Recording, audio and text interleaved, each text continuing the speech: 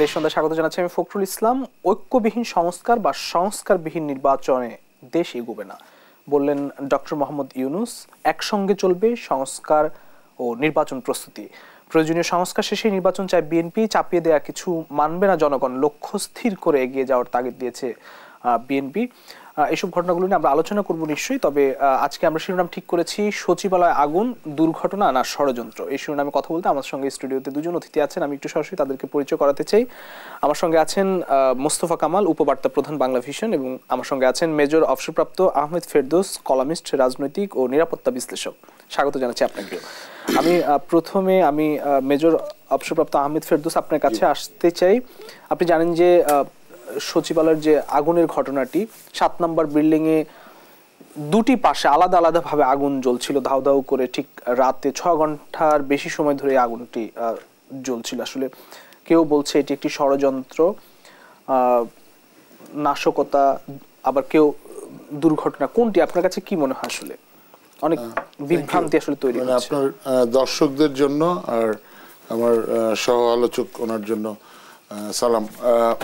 এই সচিবালয়ের ঘটনাটা খুব সিগনিফিকেন্ট এই কারণে, দেখেন এই সচিবালয়ের যে ফ্লোরগুলিতে আগুন লাগানো হয়েছে মানুষ বলছে বা আগুন ঘটেছে, ওখানে একটা এলজিডির ফ্লোর ছিল, রোডস এন্ড হাইওয়েজ এর ফ্লোর ছিল, আর একটা সড়ক সেতু মন্ত্রণালয় ছিল, রাইট, ডাক টেলিযোগাযোগ তথ্য প্রযুক্তি মন্ত্রণালয় ছিল, রাইট, আর একটা ছিল আপনার এই তিনটা মন্ত্রণালয় মেইনলি দুর্নীতিগ্রস্ত মন্ত্রণালয় বলে বাংলাদেশের মানুষজন জানে।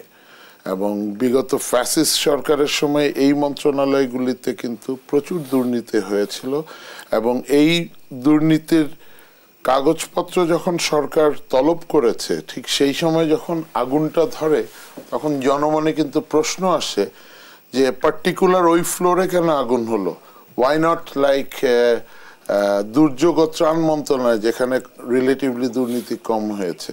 আমরা এইটুক জানি যে সড়ক যোগাযোগ মন্ত্রণালয় বাংলাদেশের একটা 1 কিলোমিটার রাস্তার খরচ অন্যান্য দেশের তুলনায় 8-10 গুণ। যেখানে 1 কিলোমিটার রাস্তা ভারতে আমরা যদি কম্পেয়ার করি সে 1.2 crore টাকা লাগে, বাংলাদেশে ওটা 18 কোটি টাকা লাগে। সো এই যে একটা চেঞ্জ আসলো আফটার 5th অগস্ট, এবং এই গভর্নমেন্ট বাংলাদেশের doctor Yunus Sarkar with the help of ছাত্র জনতা, এদের উপর ভর করেই তো আসলো, 2000 লাশের উপর ভর করে আসলো, 22,000 আহতর উপর ভর করে আসলো, এবং ছাত্র জনতা সিপাহের একটা মৈত্রীর মাধ্যমে কিন্তু এই সরকার ক্ষমতায় আসছে। মানে সেনাবাহিনী 3rd অগস্টে কিন্তু দে রিফিউজ টু ওপেন ফায়ার, মানে মানুষের উপরে, জনগণের উপরে গুলি চালানোর জন্য যখন নাকি তৎকালীন সরকারকে বার্তা দিল যে আমরা গুলি চালাবো না, তারপরেই কিন্তু পরাজয়টা হয়। এখন এই পরাজয়ের পরে বাংলাদেশে আপনারা দেখেন সচিবালয়ের মতো সিকিউর জায়গায় এর আগে আনসার বিদ্রোহ হয়েছে। ওই দিন রাজু ভাস্কর্যের ওখানে ছাত্ররা ছিল বলে ওরা তাড়াতাড়ি আসে। ওই দিন সেনাবাহিনী ওখানে ছিল, পুলিশও ছিল। তো পুলিশের কাজ হলো যেই কাজটা, রাইট কন্ট্রোল করা। পুলিশ ওই দিন কি রোলে ছিল আনসার বিদ্রোহের দিন, এটা সবাই দেখেছে। মানে আমরা অনেকে মজা করে বলি, লেখালেখি যখন করি, যে বর্তমান পুলিশকে অনেকে বলে যে মরা কলা গাছ। মানে কলা গাছ যদি জ্যান্ত কলা গাছ হয় ওটা কলা হয়, কিন্তু এই কলা গাছটা মরা রূপক অর্থে এই জন্য বলা যে এই পুলিশ তো পুলিশ লীগ বলে অনেকে। এই জুলাই আন্দোলনে পুলিশ কিভাবে মানুষ মেরেছে, এপিসি থেকে ফেলে কিভাবে নির্মমভাবে লাশটা ফেলে দিয়েছে। আমি আপনার যাত্রাবাড়িতে ফ্লাইওভারের নিচে, গার্ডারের নিচে 2 সাইডের ওই দৃশ্যগুলি তো আমরা এখনো ভুলিনি। তারপরে আমরা ভুলিনি ওরকম যে ছাত্রদেরকে রংপুরে আসাদকে এরকম, নিরস্ত্র আসাদকে এরকম করে, সাইদকে এরকম করে মেরেছে। তারপরে ওটা দেখে ছাত্ররা কিন্তু সেনাবাহিনীর কাছে গিয়ে বলেছে আসেন আমাদের কাছে গুলি করেন। এই পুলিশ দিয়ে রাষ্ট্র কিভাবে চলবে? এই পুলিশ দিয়ে যদি এখনো সচিবালয়ে এই জিনিস হয়, তাহলে তো we should be concern, we are concern. আপনারা তো এখন চিন্তা করছেন ভাই কিছু মনে না করলে আজকের ঘটনা, কিন্তু আমরা কনসার্ন ভবিষ্যতে কোন জায়গায় কি মানে আমি এটাকে একটা রূপক অর্থে বলি ঘুটুঘুটু হচ্ছে, মানে ঘসেটি বেগমের ঘুটুঘুটু মানে ষড়যন্ত্র হচ্ছে, এবং ষড়যন্ত্রের নমুনা তো আমরা দেখতে পাচ্ছি। এবং এই উপদেশটাও কি ষড়যন্ত্র বলবেন? Of course it is definitely. নাহলে এত মন্ত্রণালয় থাকতে সচিবালয়ের মতো বাংলাদেশের প্রশাসনের প্রাণকেন্দ্র, সব মন্ত্রীরা বসে ওখানে, উপদেষ্টারা বসে, সব সচিবরা বসে, এবং that should be the heart of Bangladesh, that is the heart of Bangladesh. ওখানে কেন হয় এটা? আর ওখানে আমি কালকে নিউজগুলি ফলো করছিলাম, আমি দেখছিলাম যে কেউ কেউ বলতে চাচ্ছিল যে ফায়ার সার্ভিস যেতে দেরি করেছে। তো আপনারা দেখেছেন ফায়ার সার্ভিস 2 মিনিটের মধ্যে ওখান থেকে গিয়েছে। কিন্তু ফায়ার সার্ভিস ওখানে তো পর্যাপ্ত অগ্নি নিরাপত্তা ব্যবস্থা তো ছিল। আপনি যদি বলেন যে বাংলাদেশের হার্ট সচিবালয়, প্রশাসনের হার্ট সচিবালয়, সেখানে তো পর্যাপ্ত অগ্নি নিরাপত্তা ব্যবস্থা ছিল। ভাই আপনার আমি আপনাকে উত্তরটা দেই। আপনার টিভি স্টেশনে, দেশ টিভির এখানে এই বিল্ডিং এ যদি আগুন লাগে, আপনার অনেক ইকুইপমেন্ট আছে যেগুলি নাকি আগুন নেভানোর, এগুলি যদি আপনি প্র্যাকটিস না করেন, আগুন লাগলে তো এটা এফেক্টিভ হবে না। সো আমরা করি যেটা আর্মিতে করতাম, ফায়ার ড্রিল, আমরা ডামি ড্রিল করতাম, যে আগুন লেগেছে ওটা প্র্যাকটিস করা। সো এই টিভি স্টেশনে সবাই জানে যে আগুন লাগলে কার কি দায়িত্ব। কিন্তু আপনি বলেন তো আপনার এই টিভি স্টেশনে জানে কিনা? জানে না। আপনি চেক করে দেখেন তো আপনার যে ফায়ার এক্সটিংগুইশারের ডেট এক্সপায়ার করা আছে কিনা। সচিবালয়ে সবই আছে, কিন্তু সচিবালয়ে সব থাকার পরেও ফায়ার সার্ভিস আসার আগে এইগুলিকে ব্যবহার করা আছে? হয়নি।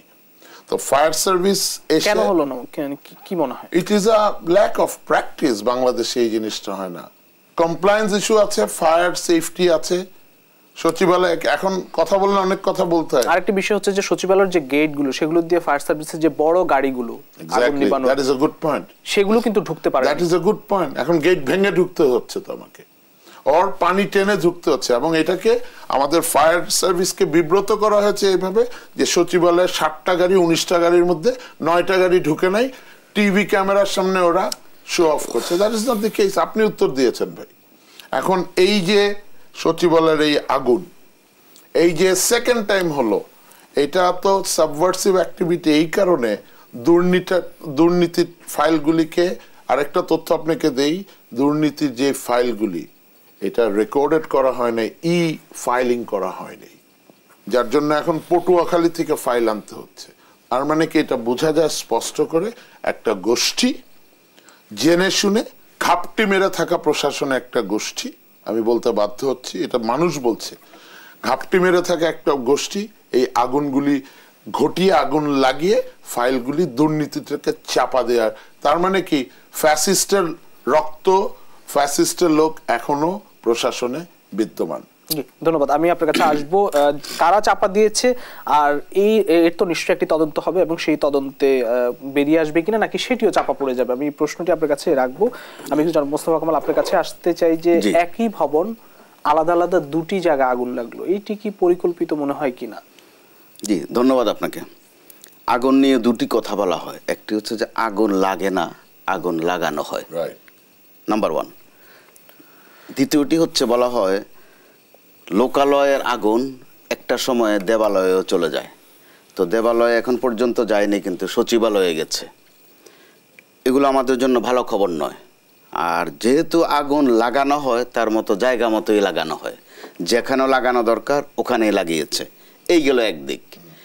কিন্তু অর্থাৎ ষড়যন্ত্র তত্ত্বের কথা বলা হচ্ছে, কিন্তু বাস্তবতা হচ্ছে মানুষ ষড়যন্ত্র হয়ে থাকলেও এই শব্দটা শুনতে পছন্দ করে না। 15-16 বছর রানা প্লাজা ধস নামলো, সেটা ষড়যন্ত্র। শিবিরের ছেলেরা খাম্বা নাড়িয়ে বিল্ডিংটা দুর্বল করে দিয়েছে। তাজরিন গার্মেন্টসে আগুন লাগলে সেটা বিএনপির লোকেরা করেছে। ঢাকায় পানি বেশি জমে গেলে সেটা লন্ডন থেকে তারেক রহমান সাহেব হয়তো বা কোনো বায়ু ছড়িয়েছেন, ওই বায়ু দোষে এখানে পানিতে ঢাকা শহর ডুবে গেছে, চলে গেছে বায়ু দোষে পানি বেড়ে গেছে। অর্থাৎ আমরা কি বলার সময় কি বলি আর কি করি, মানুষ এগুলোতে ত্যক্ত বিরক্ত এইসব শব্দ শুনতে শুনতে। কনসার্ন যিনি মিনিস্টার আসিফ সাহেব, ওই সময় তিনি নীলফামারীতে ছিলেন, তিনি তাৎক্ষণিক একটা ফেসবুকে স্ট্যাটাস দিয়েছেন, আমি 2টা লাইন পড়ি। এখানে তিনি লিখেছেন, বিগত সময়ে হওয়া অর্থলোপাট দুর্নীতি নিয়ে আমরা কাজ করছিলাম, কয়েক হাজার কোটি টাকা লুটপাটের প্রমাণও পাওয়া গিয়েছিল। এটা হচ্ছে তার তথ্য। তো এই ডকুমেন্টারি তথ্যের বাইরে ঘটনা ছিল গত ৩-৪ দিন সচিবালয়ে। তারা প্রশাসনের লোকজন সংস্কার বিরোধী, যেটা মুখ খুলে বলে না কিন্তু কার্যকলাপে বুঝিয়ে দিচ্ছে। তারা একটা ৪৮ ঘন্টার আলটিমেটাম দিয়েছিলেন যিনি সংস্কার কমিশনের চেয়ারম্যান আব্দুল মুহিত চৌধুরীকে সরিয়ে দেওয়ার জন্য। তো তারা ৪৮ ঘন্টা পর্যন্ত যেতে হয়নি, ১০-১২ ঘন্টার মধ্যে ঘটনা কিন্তু ঘটে গেছে। এখন সার্কামস্টেন্স বলে তারা করেছেন, আর বাস্তবতাটা অবশ্যই তদন্তের বিষয়। যেহেতু আমরা অগ্নি বিশারদ নয়, আমি নিজেও আগুন বিষয়ে ধারণা কম, কিন্তু অ্যাসাইনমেন্ট কভার করেছি জীবনভর। তো যেই সময়ে তারা ৪৮ ঘন্টার আলটিমেটাম দিলেন, ঠিক ৪৮ ঘন্টা পার হওয়ার অনেক আগে আগে আগুনের কাণ্ড। সচিবালয়ে দাহ্য পদার্থ থাকে না। আর যারা, আপনিও নিশ্চয় সচিবালয় বিট করেছেন বা করেন, আমরা মাঝে মধ্যে যারা যেতে চাই, সচিবালয়ে যাওয়াটা খুব কঠিন কাজ। গেইটে গেইটে পরীক্ষা করা হয়, সিসি ক্যামেরায় পর্যাপ্ত, ওখানে আগুন নেভানোর তাৎক্ষণিক কিছু ব্যবস্থা ওখানে থাকে। তো বেছে বেছে ৭ তলা, তার উপর 2 কর্নারে 2টা। তো তাতে যদি তারা ষড়যন্ত্র মনে করেন, অর্থাৎ যারা রাষ্ট্রে আছেন তারা ষড়যন্ত্র মনে করবেন, এটা আমাদের একটা স্বভাবের মতো। কিন্তু মানুষ এই গত সরকারের 5 মাস পরে এখন গত সরকারের লোকজনদেরকে দায়ী করে ষড়যন্ত্রের কথা শোনালে সব মানুষ এটাতে বিরক্ত হয়, বেশি এটা ভালো লাগে না। মানুষের পদক্ষেপ পদক্ষেপ পদক্ষেপ কি ধরনের পদক্ষেপ দরকার? পদক্ষেপের প্রশ্নে এরকম সময়ে আমরা যেই পরিস্থিতিতে দাঁড়িয়ে কথা বলছি, এরকম সময়ের পদক্ষেপ কিন্তু কোনো শরীয়তি মারফতি পদক্ষেপ নয়। পিঠ বুলিয়ে কিছু হবে না। এখন বেহেশতের ভয় দেখিয়ে দোজগে গেলে আগুন লাগবে, সাপে কামড়াবে, ওগুলো দিয়ে আর হবে না। এটা সার্জিক্যাল কেস। সার্জিক্যাল কেস শুধুই সার্জনের কাজ, অর্থাৎ অপারেশন। এখানে মেডিসিনের কোনো ফাংশন নাই, ঝাড়ফুঁকের কোনো ফাংশন নেই। যদি মনেই করেন যে এই কাজ কারা করেছে আপনাদের জানতে বেশি খুব তদন্ত করার দরকার নেই, অথবা ওইটার জন্য আরেকটা কমিশন করার দরকার নেই। গত ৩-৪ দিন কারা এসব বলেছিল? রুমে রুমে দৌড়াদৌড়ি কারা করেছিল? বিশেষ করে সোম মঙ্গল বুধ সারা দেশ থেকে শুধু ডিসি সাহেবরা না, টিএনও সাহেবরাও এসেছেন, এডিসি সাহেবরা তো এসেছেন। কেন এসেছিলেন এখানে? উদ্দেশ্য কি ছিল, বিধিও কি ছিল? এটার জন্য যদি এখন আবার বলে যে চলেন একটা কমিশন করি, তার মানে আপনার 2-4 বছর চলে যাবে, ফ্রিজে ঢুকে দেয়। হ্যাঁ, অতএব এখানে মানুষ চায় ব্যবস্থা, মানুষ দেখতে চায় যে আপনি ব্যবস্থা নিয়েছেন। কারণ আপনি যদি দলীয় সরকারের মতো নানান দিক রক্ষা করতে যান, আমি আপনার অনুষ্ঠানে আগেও বলেছি যে আমরা 5 আগস্টে কিন্তু গোলমাল একটা ভালো মতো বাঁধিয়েছি। 5 আগস্ট হলো একটা বিপ্লব, আমরা করলাম একটা বোঝাপড়ার সরকার। 5 আগস্ট বোঝাপড়ার বিষয় ছিল না, ওটা বিপ্লবের বিষয় ছিল। তো বিপ্লব পরবর্তীতে বিপ্লবী সরকারে হয়, আর বিপ্লবী সরকার কিন্তু বুঝে শুনেই কাজ করে। আমার সাথে আপনার সাথে আলাদা বোঝাপড়া দরকার মনে করে না। তারা যেটা যৌক্তিক, যেটা প্রয়োজন, অর্থাৎ সার্জন যখন যেটা মনে করেন ওইটাই করেন। আমরা কিন্তু বিপ্লবী সরকার করিনি, করেছি এটা বোঝাপড়ার সরকার। এই দিকেও একটু কথা বললাম, ওই দিক থেকে 2 জন, ওই দিক থেকে 2 জন, এটা করতে গিয়ে আমরা একটা সালসা তৈরি করে ফেললাম। 1 আনা আওয়ামী লীগ, 2 আনা জামাত, 3 আনা বিএনপি। আবার আওয়ামী লীগে ভালো মানুষ তো আছে, এক বিবেচনায় তাদেরকে একটু আস্থায় রাখলাম 2-4 জন। এটা কিন্তু একটা সালসা, এটা সালসার সময় নয়, এটা বিপ্লব পরবর্তী সময়। বুঝতে হবে যেটা যেন নাটকীয় বিপ্লব নয়। 15-16 বছরের যন্ত্রণা শেষে এরকম একটা ঘটনা ঘটবে, যারা ঘটিয়েছেন তারাও জানতেন না। তাদের সামনে ছিল হয় বিপ্লব ঘটানো, নইলে মৃত্যু। এই 2টার বাইরে কিছু না। কিন্তু আর যারা পালিয়েছেন তারা কল্পনাও করেননি যে ছোট্ট ছোট্ট বাচ্চারা এসব কাজ করে ফেলবে। শেষ পর্যন্ত যাওয়ার আগে রাজাকারের নাতিপুতি একটা গালি দিয়ে চলে গেলেন এক কাপড়ে। অতএব তারা প্রতিশোধ নেবেন, তারা ষড়যন্ত্র করবেন, এটাই তো স্বাভাবিক। আর আপনার আমার বা কারো কারো ভাষায় সেটা ষড়যন্ত্র, তাদের ভাষায় এটা মোটেই ষড়যন্ত্র নয়, এটা রাজনীতি। ষড়যন্ত্র কারা করলো, কেন করলো, এসব বিষয় নিয়ে বা তদন্ত যে রিপোর্ট বা তদন্তে যে বেরিয়ে আসবে সেগুলো কি চাপা পড়ে যাবে কিনা, ওই আশঙ্কা, ওই সংশয় আমাদের থেকে যায় বরাবর। বিরতি থেকে ফিরে এসে প্রিয় দর্শক, দেশ সন্ধ্যা নিচ্ছে একটি ছোট্ট বিরতি, ফিরছি একটু পর, সঙ্গে থাকুন।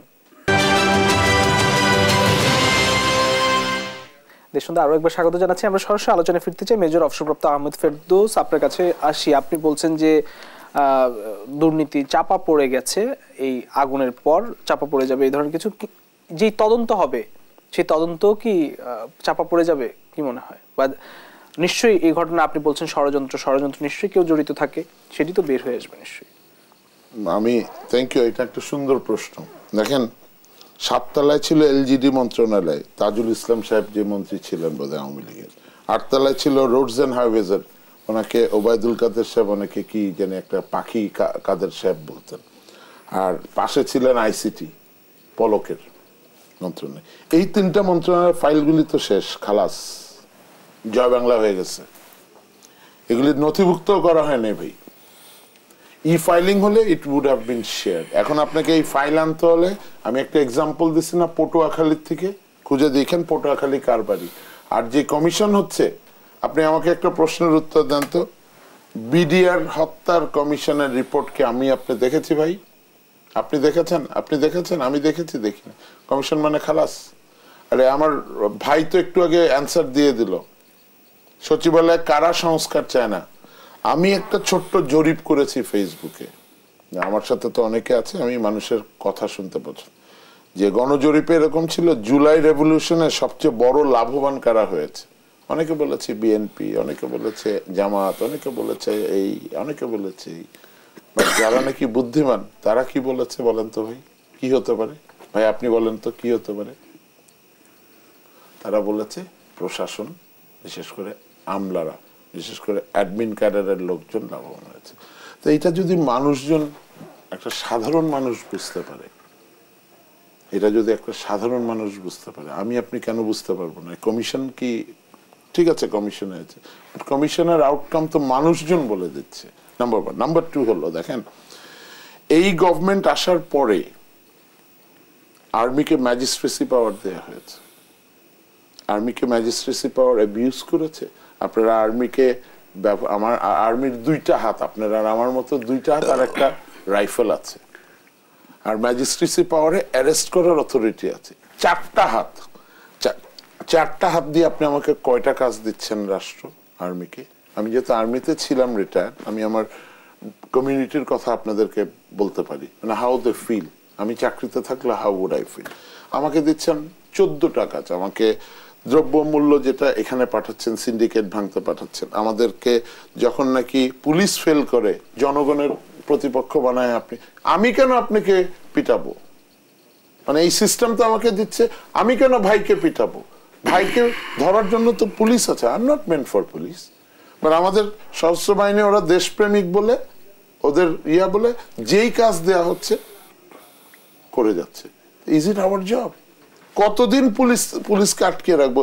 আমি যদি আপনাকে জিজ্ঞাসা করি পুলিশ সংস্কার হচ্ছে না কেন, বা আমার এই আমলাদেরকে জিজ্ঞাসা করি, বা সরকারকে জিজ্ঞাসা করি, আমরা তো ডক্টর ইউনূসকে রেসপেক্ট করি, উনি আমাদের গর্ব। আর আমার চিরগণিয়ান, উনি চিটাগাংয়ের মানুষ।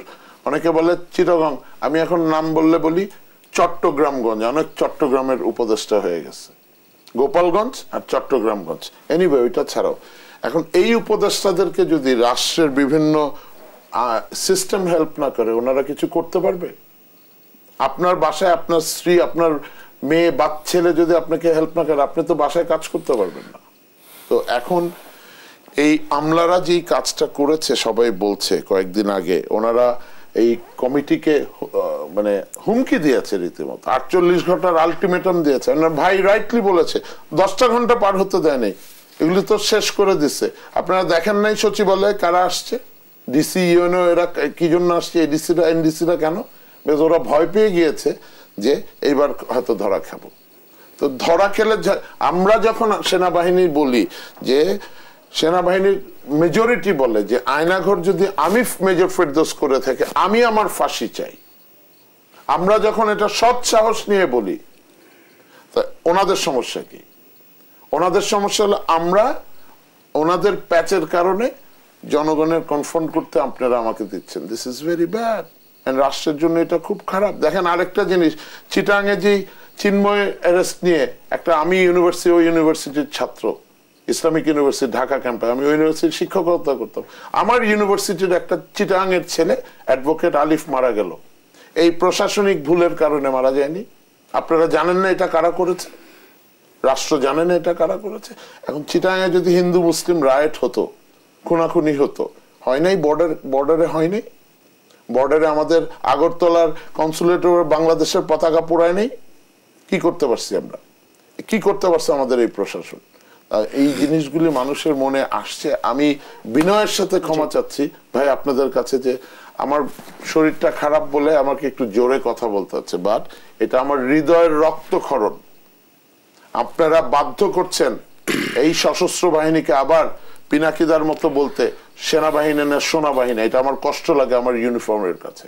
আমরা তো আপনাদের ভাই, আমরা তো সার্বভৌমত্বের রক্ষা করার জন্য শপথ নেই। আমি আমার সৈনিককে বারবার বলি, প্রত্যেক টিভিতে বলি যে এখানে যদি সামনে গুলি হয় আপনারা কেউ গুলির সামনে যাবেন না, কিন্তু আমার সৈনিক আমার অফিসার যাবে।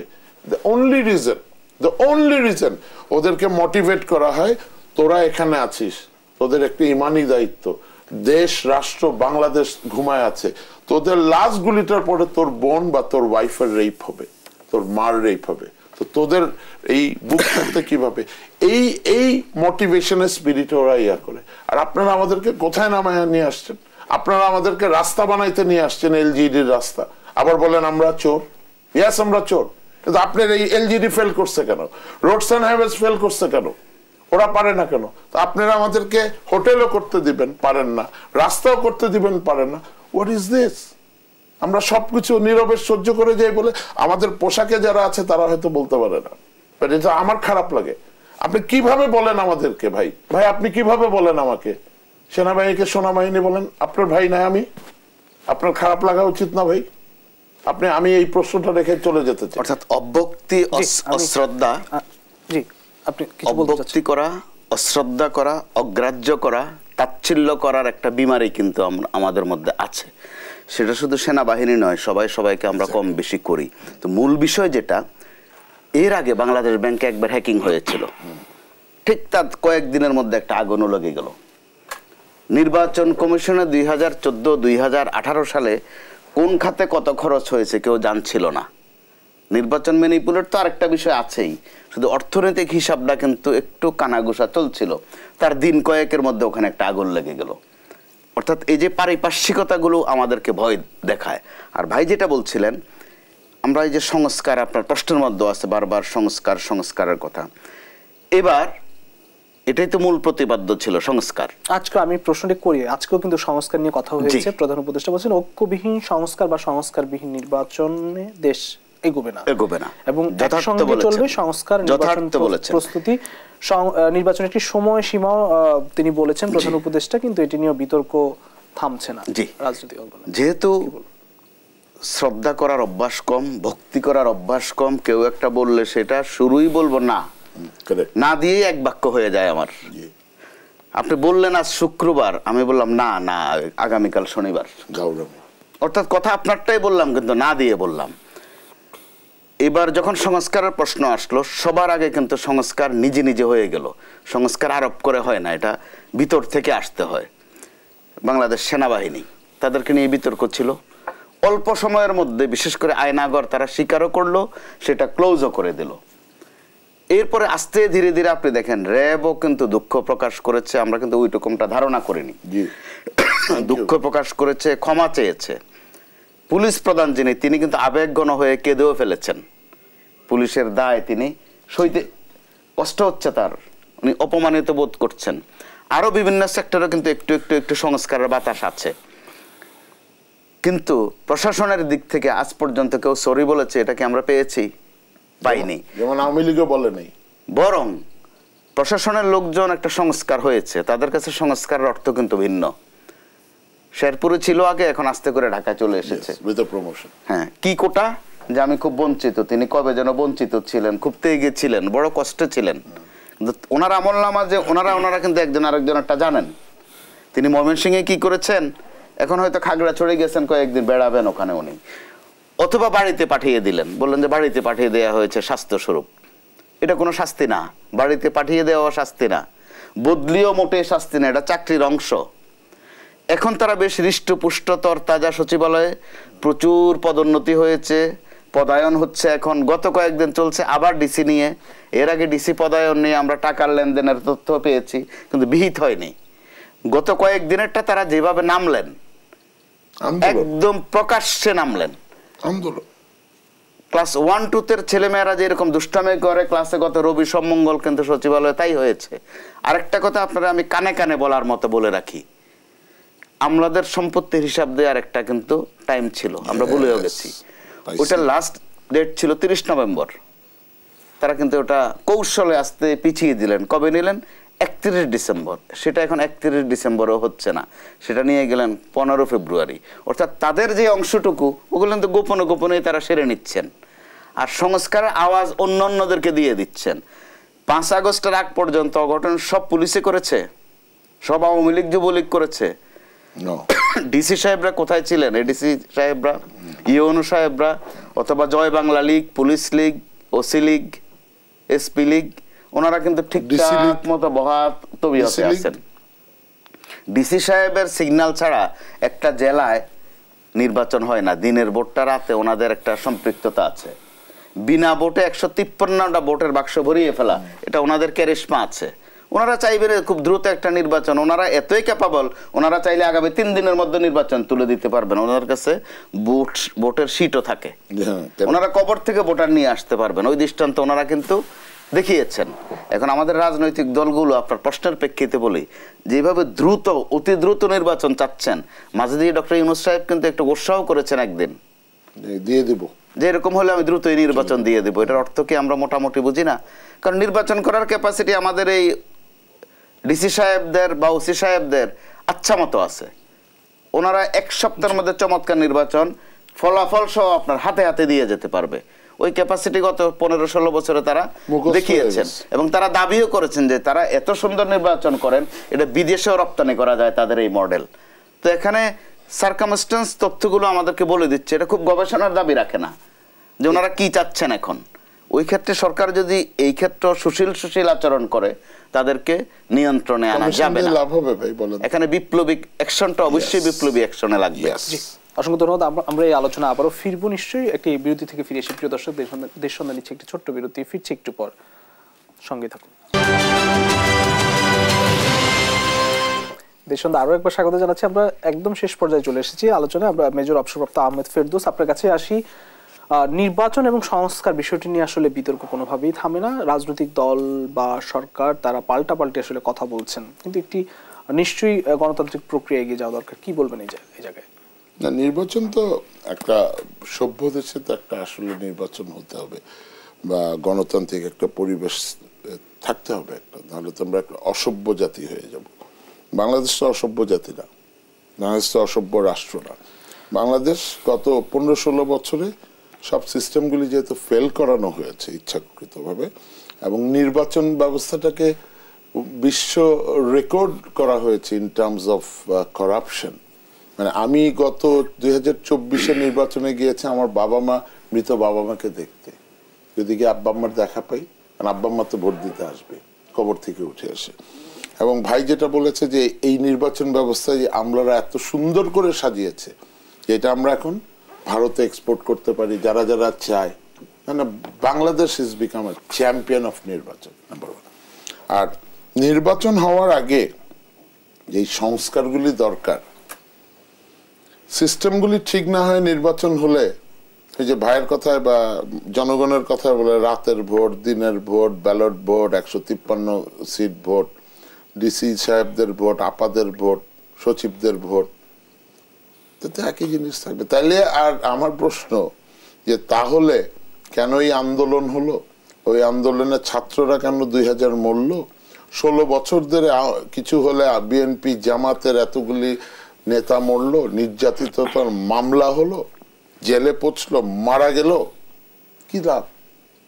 আগেই তো ভালো ছিল, কি লাভ হলো?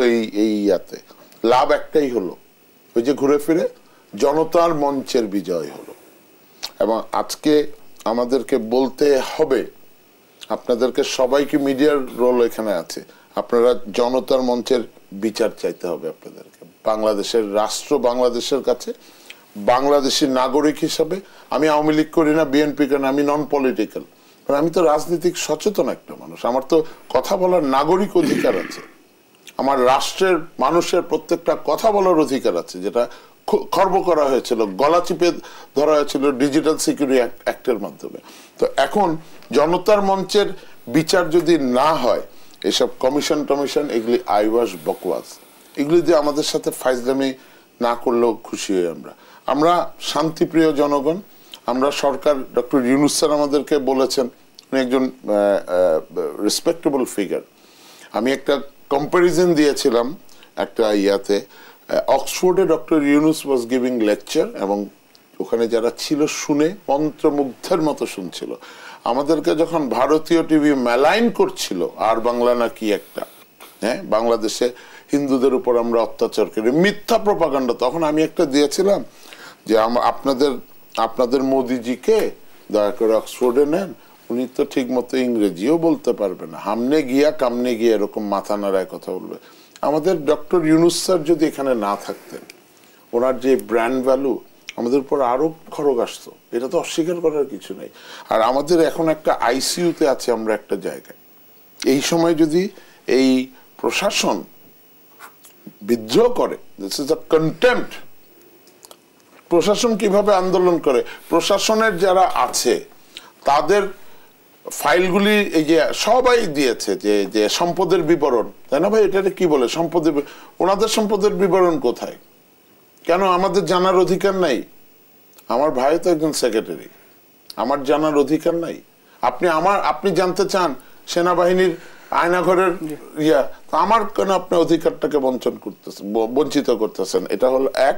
2 নম্বর হলো, এই আমার একটা আমি মানুষের সাথে কথা বলি, এবং মানুষের যেটা চাওয়া যে জনতার মঞ্চের যারা বিদ্রোহ করেছিল, এটা বিদ্রোহ, এই বিদ্রোহের বিচার যদি শুরু না হয়, মানুষজন আওয়াজ দিচ্ছে, আবার ছাত্রদের পিটা খাবে, মাইর খাবে, এই জিনিসটা ঠিক হবে না। থ্যাংক ইউ, ধন্যবাদ। আমি একটু জনাব মোস্তফা কামাল আপনাকে দিয়ে শেষ করতে চাই। ঐক্য, সংস্কার এবং নির্বাচন, আজকে প্রধান উপদেষ্টা বলেছেন এই তিনটিকে নিয়ে একসঙ্গে এগিয়ে যেতে হবে। অবশ্যই। শেষ কথা কি বলবেন? তিনটির মধ্যে একটিও আরেকটির সাথে সাংঘর্ষণিক নয়।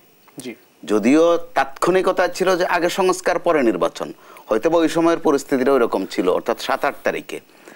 তাহলে স্বাভাবিকভাবে প্রশ্ন এসেছে, বিচারেরও তো প্রশ্ন আছে, কিন্তু এখন আমরা গোলমাল বাঁধিয়ে ফেলছি কথার ফেরে। সংস্কার বাদ দিয়ে নির্বাচন নয়, বা নির্বাচন বাদ দিয়েও সংস্কার নয়, এগুলো সমান্তরালে চলবে, ধারাবাহিক চলবে। এই পরিষ্কার কথাটাকে আমরাও গোলমাল বাঁধাচ্ছি, বলার সময় বলছি একটা, বুঝছি আর একটা, ডেলিভারি দিচ্ছি গিয়ে আর একটা, অর্থাৎ অতি কথনে গোলমাল বাঁধছে। এখানে সমস্যা কিন্তু একেবারে চিহ্নিত, এখন শুধু ফয়সালা বাকি, সেটা অবশ্যই সরকার জানেন। আমি 30 সেকেন্ডের মধ্যে আপনাকে শেষ করে দিচ্ছি। বলেন, সময় আছে। জি, তো সমস্যার সমাধানের সিদ্ধান্ত, যেহেতু আমরা সমস্যা স্বীকার করে ফেলেছি, সমস্যার সমাধান করতে গেলে আগে সমস্যাটা স্বীকার করতে হয়। তো আমরা সমস্যা কিন্তু স্বীকার করে ফেলেছি, সমস্যা নির্ণয়ও করে ফেলেছি, এখন সমাধানটা কোন তরিকায় করব। বেশি লেন্দি করলে কি হয়, এক গ্রামে এক চোর ধরেছে 12টা 1টার দিকে, ধরার পরে এখন আলোচনা বসছে, কেউ বলে যে ধরো ঝামেলা দরকার নাই, পিটিয়ে মারিয়ে ফেলো। আরেকজন বলে যে না, আইন আদালতের ঝামেলা আছে, সকাল পর্যন্ত হোক, এলাকাবাসী ডাকো, চেয়ারম্যান সাহেবকে ডাকো। কেউ বলে যে না, চেয়ারম্যানের স্বভাব চরিত্র গোলমাল আছে, অন্য কিছু একটা বলে ছেড়ে দিবে, পুলিশকে ডাকো। আবার কেউ বলে না, পুলিশ এটাতে ছোট্ট কেসে ফাঁসিয়ে দেবে। এই করতে করতে রাত বাজে 4টা। এখন চোর বলে যে আপনারা কোনটা করতে চান তাড়াতাড়ি করেন, কারণ আমার কিন্তু চুরির শিডিউল আরো 2-3টা আছে। চোর তো অ্যাক্টিভ, সে প্রফেশনাল, সে তো ওইটাই করবে।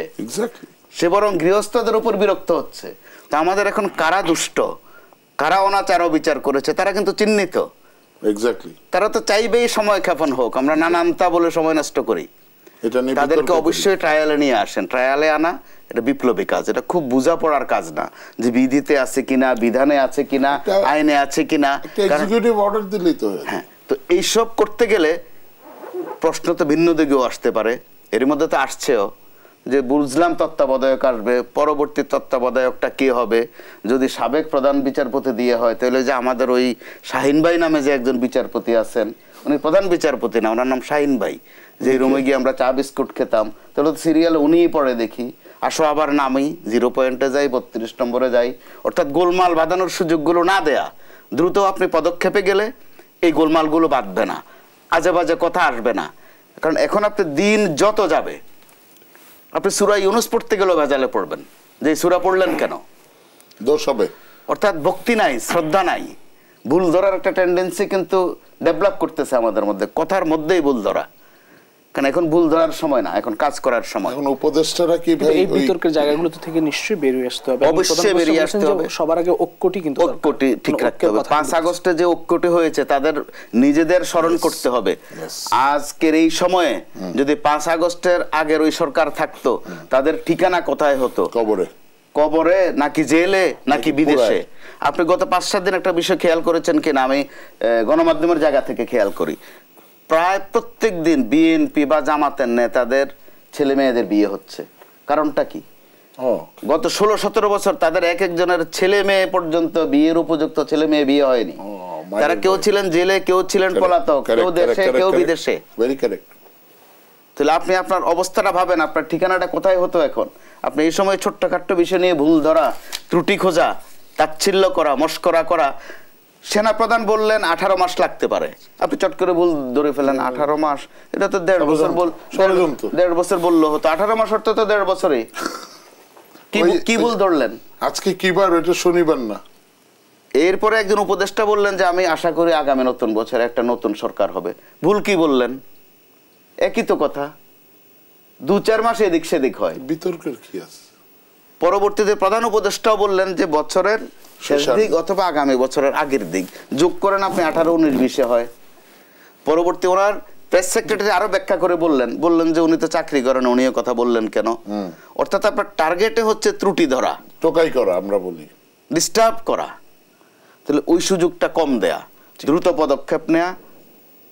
পদক্ষেপ নেয়া এবং অবশ্যই সেটা সার্জিক্যাল স্টাইলে, রোববারের মধ্যে নেয়া, এবং সেটি নিশ্চয়ই ঐক্য সংস্কার অবশ্যই সম্ভব। যেটি ঐক্য আসলে আছে। বিএনপি আজকে বলছে যে প্রয়োজনীয় সংস্কার শেষে নির্বাচন চায় বিএনপি, চাপিয়ে দেয়া কিছু মানবে না, লক্ষ্য স্থির করে এগিয়ে যাওয়ার তাগিদ। কথা কিন্তু একই কথা, শুধু ভার্সনে তফাৎ হচ্ছে, নারেশনে আমরা গোলমাল করে ফেলছি। অসংখ্য ধন্যবাদ মোস্তফা কামাল এবং মেজর অবসরপ্রাপ্ত আহমেদ ফেরদৌস, দুজনকে আবার ধন্যবাদ জানাচ্ছি। প্রিয় দর্শক, দেশ সন্ধ্যা যেখানে শেষ করতে হচ্ছে, আবার দেখা হবে আগামীকাল একই সময় অন্য কোনো অতিথিদের নিয়ে। সে পর্যন্ত সবাই ভালো থাকবেন, সুস্থ থাকবেন। শুভ সন্ধ্যা।